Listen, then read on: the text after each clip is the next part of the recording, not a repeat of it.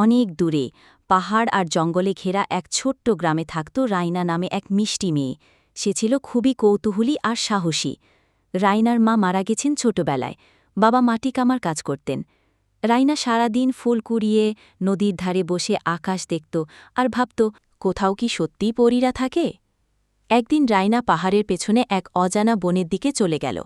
হঠাৎ সে শুনল এক মৃদু সুরেলা আওয়াজ, জলের মতো বাজছে, কিন্তু তাতে যেন গান মেশানো। সুরটা অনুসরণ করতে করতে সে পৌঁছে গেল এক অপূর্ব ঝর্ণার কাছে।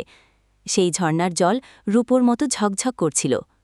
হঠাৎ সেই ঝর্ণার মধ্যে থেকে বেরিয়ে এলো এক উজ্জ্বল আলো। আলোটা আস্তে আস্তে রূপ নিল এক অপূর্বা পরীর। আপনি কি সত্যিই পরী? হ্যাঁ রাইনা, আমি জাদুপরী, এই ঝর্ণার রক্ষক আমি।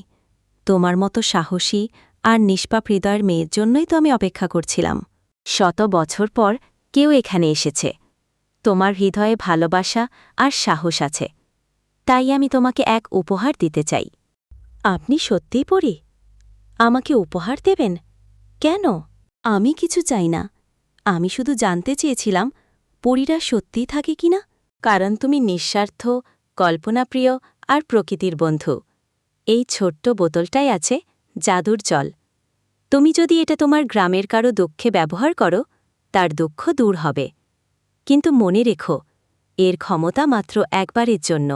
এই জাদুর জলের ক্ষমতা আমি ভালো কিছুর জন্য ব্যবহার করব। কথা দিচ্ছি। গ্রামে তো খরা পড়ে গেছে, নদীর জল শুকিয়ে গেছে। এখনই সময় সেই জাদুর জল ব্যবহারের। পরিমা, তুমি আশীর্বাদ করো যেন এই জল সবাইকে বাঁচায়। সে জাদুর জল গ্রামের পুরনো কুয়োতে ঢেলে দিল। আশ্চর্যজনকভাবে সেই কুয়ো থেকে টলটলে জল উঠল। সেই জল ছড়িয়ে পড়ল সারা গ্রামে। গাছে গাছে নতুন পাতা ফুটল, মানুষ খুশিতে ভরে উঠল। সেই রাতেই রাইনার স্বপ্নে আবার সেই পরী এলো।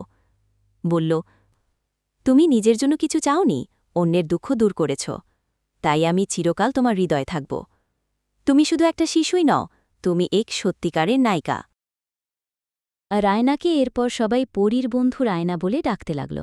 সে বড় হয়ে নিরাময়কারী হয়ে উঠল, মানুষের দুঃখ কষ্ট কমাত আর প্রকৃতিকে ভালোবাসত। আর সেই জাদু ঝর্ণা কেউ আর দেখেনি, কিন্তু রায়নার মুখে গল্প হয়ে বেঁচেছিল সব শিশুর কল্পনায়। আমাদের গল্পটি যদি ভালো লাগে তাহলে অবশ্যই লাইক এবং সাবস্ক্রাইব করবেন।